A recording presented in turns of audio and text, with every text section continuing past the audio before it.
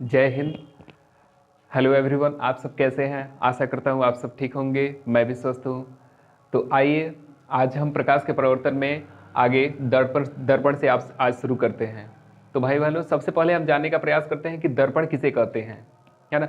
दर्पण एक व्यवस्था है जिसका पारदर्शी पदार्थ से बना हुआ एक व्यवस्था है जिसका एक सतह जो होता है रस्थित होता है। यानी कि जब किसी पारदर्शी पदार्थ के किसी एक सतह को जब हम रस्थित कर देते हैं तो उसका दूसरा सतह जो होता है प्रकाश का रिफ्लेक्टर यानी कि प्रकाश का परावर्तक सतह बन जाता है। यह व्यवस्था दर्पण कहलाती है ना। दर्पण के कितने प्रकार होते हैं? तो दर्पण के दो प्रकार होते हैं। कौन कौन से होते हैं? समतल दर्पण और गोलीय दर्पण। आप देख सकते हैं यहाँ पे समतल दर्पण और गोलीय दर्पण।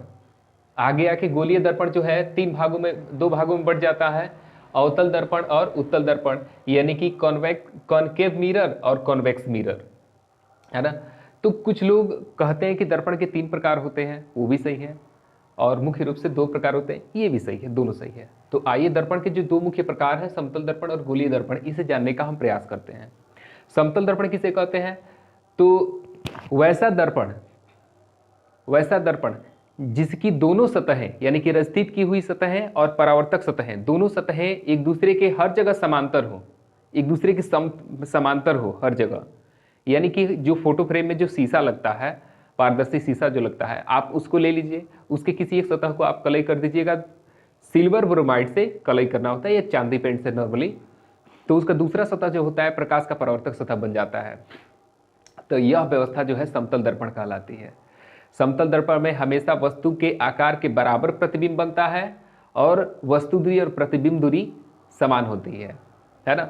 और समतल दर्पण में हमेशा काल्पनिक प्रतिबिंब बनता है और वस्तु जो है ना, वस्तु की स्थिति जो होती है वो सीधी होती है। ठीक है, आप देख सकते हैं समतल दर्पण मैंने बनाया, यहाँ पे एक कांच लिया गया, कांच के किसी एक इधर वाले सतह को रचित कर दिया गया, तो दूसरी जो सतह है परावर्तक सतह बन जाती है। यह व्यवस्था समतल दर्पण कहलाती है। आइए गोलीय दर्पण किसे कहते हैं? तो जब किसी पारदर्शी खोखले गोले के किसी एक भाग के किसी एक सतह को जब हम रस्थित कर देते हैं यानी कलई कर देते हैं, तब उसकी दूसरी सतह जो होती है प्रकाश की परावर्तक सतह बन जाती है। यह व्यवस्था गोलीय दर्पण कहलाती है। गोलीय दर्पण जो है 2 प्रकार की होती है, अवतल दर्पण कॉनकेव मिरर, उत्तल दर्पण कॉन्वेक्स मिरर होती है। दोनों का नक्शा मैंने यहाँ पे डायग्राम बनाया हुआ है। आइए इन्हें जानते हैं कि अवतल दर्पण किसे कहते हैं और उत्तल दर्पण किसे कहते हैं। अवतल दर्पण किसे कहते हैं? तो वैसा गोलीय दर्पण जिसकी परावर्तक सतह भीतर की ओर होती है परावर्तक सतह, यानी कि इधर से प्रकाश का रिफ्लेक्शन होगा, प्रतिबिंब का बनना जो भी होगा इधर से होगा, यानी कि बाहरी सतह को रस्थित कर दिया गया, भीतरी सतह परावर्तक सतह बन गई। तो इस प्रकार बने दर्पण को हम बोलते हैं, गोलीय दर्पण को अवतल दर्पण कहते हैं। उत्तल दर्पण में क्या होता है कि बाहरी सतह यानी कि उभरा हुआ जो सतह है, उठा हुआ कहिए चाहे बाहरी कहिए चाहे उभरा हुआ कहिए, ये परावर्तक सतह होता है। कब बनेगा? जब भीतरी सतह को हम रस्थित कर देंगे। जब भीतरी सतह को हम रस्थित कर देंगे, आप देख सकते हैं यहाँ पे, तब यह व्यवस्था उत्तल दर्पण कहलाती है। ठीक है, अब गोलीय दर्पण से संबंधित कुछ पद हैं जिन्हें जानने का हम प्रयास करेंगे और इसी का नक्शा यहाँ हमने बनाया है। आप देख सकते हैं यहाँ पे ये उत्तल दर्पण है और ये अवतल दर्पण है, दोनों में प्रेजेंट किया गया है, दोनों में दिखाया गया है, आप देख सकते हैं। तो आइए एक एक करके हम जानने का प्रयास करते हैं। तो सबसे पहले आता है ध्रुव, इसको इंग्लिश में पोल बोलते हैं, इसका संकेत P होता है। तो ध्रुव किसे कहते हैं? तो किसी भी गोलीय दर्पण का जो मध्य बिंदु होता है, किसी गोलीय दर्पण का जो मध्य बिंदु होता है उसे हम ध्रुव कहते हैं और इसे कैपिटल P से सूचित करते हैं। किससे सूचित करते हैं? कैपिटल P से सूचित करते हैं। आप देख सकते हैं दोनों नक्शा में आप देखेंगे, ये अवतल दर्पण हो गया और ये उत्तल दर्पण हो गया। भाई एक बार फिर रिमाइंड करा देते हैं कि अवतल दर्पण क्यों है? तो इसकी परावर्तक सतह भीतर की ओर धसी हुई है, और ये उत्तल दर्पण क्यों है? तो इसकी परावर्तक सतह बाहर की ओर, देख रहे हैं ना, बाहर की ओर उभरी हुई है, इसीलिए ये उत्तल दर्पण है और ये है अवतल दर्पण। ठीक है, तो किसी गोलीय दर्पण के मध्य बिंदु को, सेंटर जो मिडिल पॉइंट जो होता है, मध्य बिंदु को हम कहते हैं ध्रुव और इसे कैपिटल P से सूचित करते हैं। आप देख सकते हैं यहाँ पे भी हालांकि ध्रुव P रहना चाहिए, है ना। तो ये ध्रुव P हो गया और उसके बाद से आता है वक्रता केंद्र यानी कि सेंटर ऑफ कर्वेचर। तो गोलीय दर्पण किसी न किसी खोखले पारदर्शी गोले का एक टुकड़ा है, एक भाग है, तो जो पहले वाला जो गोला था उसका एक अपना सेंटर होगा, उसी के केंद्र को यानी कि उसी के सेंटर को, उसी के केंद्र को गोलीय दर्पण की वक्रता केंद्र कहते हैं और इसे कैपिटल सी से सूचित करते हैं, सेंटर ऑफ कर्वेचर इसे बोला जाता है। यानी कि गोलीय दर्पण जिस खोखले गोले का भाग होता है उस गोले के केंद्र को गोलीय दर्पण की वक्रता केंद्र कहते हैं और इसे कैपिटल सी से सूचित करते हैं। आप डायग्राम में देख सकते हैं, यहाँ पे कैपिटल सी है, ये सेंटर ऑफ कर्वेचर यानी कि वक्रता केंद्र है ना। उसके बाद आता है वक्रता, आती है वक्रता त्रिज्या, रेडियस ऑफ कर्वेचर, है ना। तो गोलीय दर्पण जिस खोखले गोले का एक टुकड़ा है, एक भाग है, उस गोले की एक अपनी त्रिज्या होगी, रेडियस होगी, वही त्रिज्या इस गोलीय दर्पण की वक्रता त्रिज्या कहलाएगी। इन सिंपल हम कह सकते हैं कि ध्रुवी और वक्रता केंद्र सी के बीच की दूरी को हम क्या कहेंगे, वक्रता त्रिज्या कहेंगे, रेडियस ऑफ कर्वेचर बोलेंगे, इसे कैपिटल आर से सूचित करेंगे। या फिर आप इसे ऐसे भी डिफाइन कर सकते हैं कि गोलीय दर्पण जिस खोखले गोले का एक भाग है उस गोले की त्रिज्या को ही गोलीय दर्पण की वक्रता त्रिज्या कहेंगे। पी से लेकर सी तक की दूरी आप देखेंगे, पी से लेकर सी तक की दूरी है कि नहीं। आगे उसके बाद आता है प्रधान या मुख्य अक्ष, प्रिंसिपल एक्सिस। तो भाई देखिए, वक्रता त्रिज्या जब आप जान लिए तो जाहिर सी बात है कि एक तरह से प्रधान अक्ष जानने में भी सुविधा होगी।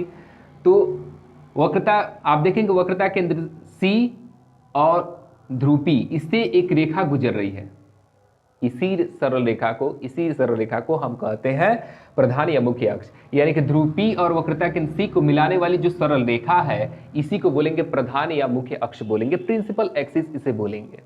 ठीक है, तो आगे हम आते हैं, देखते हैं अब फोकस किसे कहते हैं। फोकस और फोकस दूरी दोनों में डिफरेंस है। तो फोकस किसे कहते हैं, इसका इंग्लिश फोकस होता है, इसे कैपिटल एफ से सूचित करते हैं। तो किसे कहते हैं, तो इसका दो तरीके से डेफिनेशन है। एक यह कि ध्रुवी और वक्रता केंद्र सी को जो मिलाने वाली रेखा है उसकी जो मध्य बिंदु है इसी को हम कहते हैं फोकस। या हम कह सकते हैं कि जो वक्रता त्रिज्या है, रेडियस ऑफ कर्वेचर है, उसी के मध्य बिंदु को हम कहते हैं फोकस, या फोकस बिंदु भी कहीं कहीं कहा जाता है, फोकल पॉइंट, है ना। लेकिन हम यहाँ पे एक और तरीके से डिफाइन करने का प्रयास करेंगे कि जब मुख्य अक्ष के समांतर जब कोई किरण आपतित होती है तो दर्पण से, गोलीय दर्पण से परावर्तन के बाद मुख्य अक्ष के जिस बिंदु से होते हुए गुजरती है उसी बिंदु को गोलीय दर्पण की फोकस या फोकस बिंदु कहते हैं और इसे कैपिटल एफ से सूचित करते हैं। याद रखना, कैपिटल एफ जो है एक बिंदु है, ठीक है। और इसके बाद आएगा फोकस दूरी, तो ये लेंथ है, यानी कि आपका लंबाई है, ये एक तरह की लंबाई है। आइए फोकस दूरी जानने का प्रयास करते हैं, ये बहुत आसान है। तो आप देखेंगे कि ध्रुवी और फोकस या फोकस बिंदु कैपिटल एफ जो है इसके बीच की दूरी को हम बोलते हैं फोकस दूरी। क्या बोलते हैं, फोकस दूरी। वक्रता त्रिज्या क्या है, तो ध्रुवी और वक्रता के सी के बीच की दूरी जो है ये वक्रता त्रिज्या है, और ध्रुवी और फोकस एफ के बीच की जो ये डिस्टेंस है इसे हम कहते हैं क्या बाबू, फोकस दूरी। फोकस दूरी यानी कि इसे स्मॉल एफ से सूचित करते हैं, ठीक है। उसके बाद अब एक चीज और हमें देखना होता है कि पहले जब एग्जाम्स होते थे तो उसमें r बराबर 2f, f बराबर r/2 सिद्ध करना होता था। आज ऐसा कुछ नहीं है। देखिए, वक्रता त्रिज्या कैपिटल R और फोकस f जो है, फोकस दूरी स्मॉल f जो है, इन दोनों के बीच रिलेशन क्या होता है, तो R जो है कि वक्रता त्रिज्या, गोलीय दर्पण में वक्रता त्रिज्या जो है फोकस दूरी की दुगुनी होती है, या इसे दूसरे शब्दों में हम कह सकते हैं कि फोकस दूरी, गोलीय दर्पण में फोकस दूरी वक्रता त्रिज्या की आधी होती है। ये रिलेशन होता है और एक तरह से ये फॉर्मूला भी है ना। आगे हम देखेंगे वक्रता परास, रेंज ऑफ कर्वेचर, वक्रता परास। तो भाई बहनों आप देखेंगे यहाँ पे कि किसी भी गोलीय दर्पण के दोनों सिरों के बीच की सीधी दूरी को हम क्या कहेंगे, वक्रता परास कहेंगे। कोई भी गोलीय दर्पण ले लीजिए, उसके दोनों छोरों के बीच की सीधी दूरी को हम क्या कहेंगे, आप देखेंगे यहां से और यहां तक की जो सीधी दूरी है इसे हम बोलेंगे वक्रता परास। आप इसमें भी देख सकते हैं, इसे भी हम बोल सकते हैं कि वक्रता परास हम बोल सकते हैं, है ना। सीधी एकदम एक रेखा खींच दीजिए। किसी बिंदु स्रोत से निकली हुई प्रकाश की किरणें दर्पण से परावर्तन के बाद जिस बिंदु पर मिलती है या जिस बिंदु से आती ही प्रतीत होती है उसे उस बिंदु वस्तु का प्रतिबिंब कहते हैं। प्रतिबिंब दो प्रकार के होते हैं, कौन कौन से, तो वास्तविक प्रतिबिंब यानी कि रियल इमेज, और काल्पनिक प्रतिबिंब वर्चुअल इमेज होते हैं, है ना। तो वास्तविक प्रतिबिंब किसे कहते हैं, तो मैंने परिभाषा में बताया कि किसी बिंदु स्रोत से, प्रतिबिंब की परिभाषा में मैंने बताया कि किसी बिंदु स्रोत से आती हुई प्रकाश की किरणें दर्पण से परावर्तन के बाद जिस बिंदु पर, मुख्य अक्ष के जिस बिंदु पर मिलती है या जिस बिंदु से आती हुई प्रतीत होती है, दो बातें हैं यहाँ पे, जिस बिंदु पर मिलती है या जिस बिंदु से आती ही प्रतीत होती है।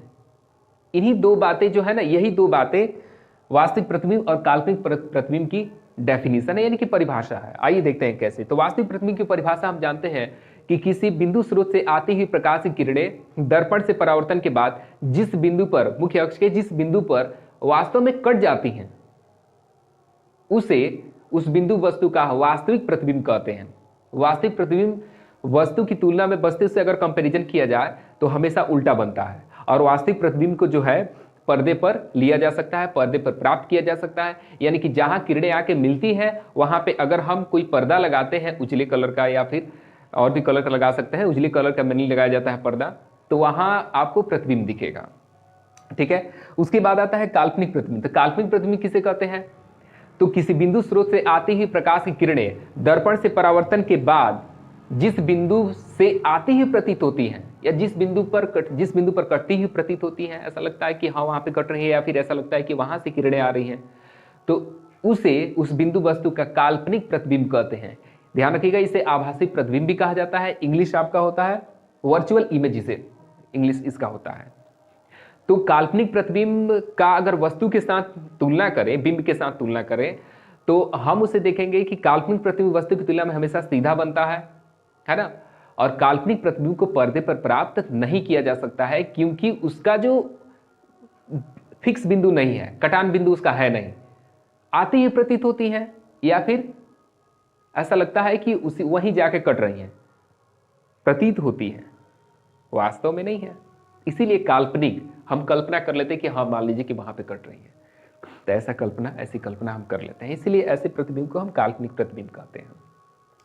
आज के सेशन में इतना ही, और एट लास्ट मैं एक बात मैं आप सबसे कहना चाहूँगा। एक मूवी अक्षय कुमार की आई हुई थी, उस मूवी का नाम था टॉयलेट, एक प्रेम कथा। उसमें अनुपम खेर जी का एक डायलॉग है, if you change nothing, nothing will change. अगर आप कुछ परिवर्तन नहीं करते हैं तो कुछ नहीं बदलने वाला।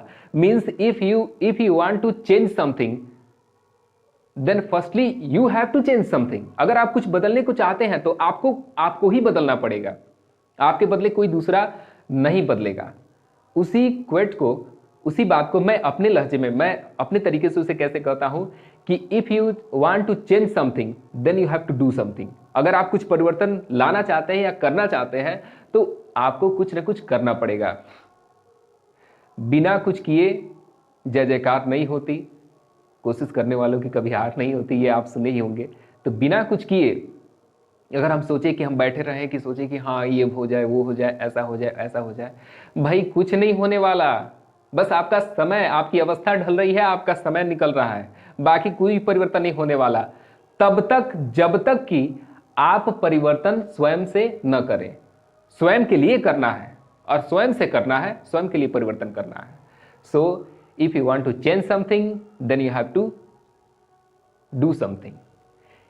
इन्हीं शब्दों के साथ आज का सेशन यहीं पे स्थगित करते हैं, और आप सबसे फिर से रिक्वेस्ट रहेगा कि आप सब अधिक से अधिक शेयर करें वीडियोस को लाइक करें, सब्सक्राइब करें और सहयोग करें, ताकि हम और हमारी संस्था जो है, हमारी जो संस्था है वो आगे बढ़े, प्रोग्रेस हो। आप सबसे यही अपेक्षा है। जय हिंद।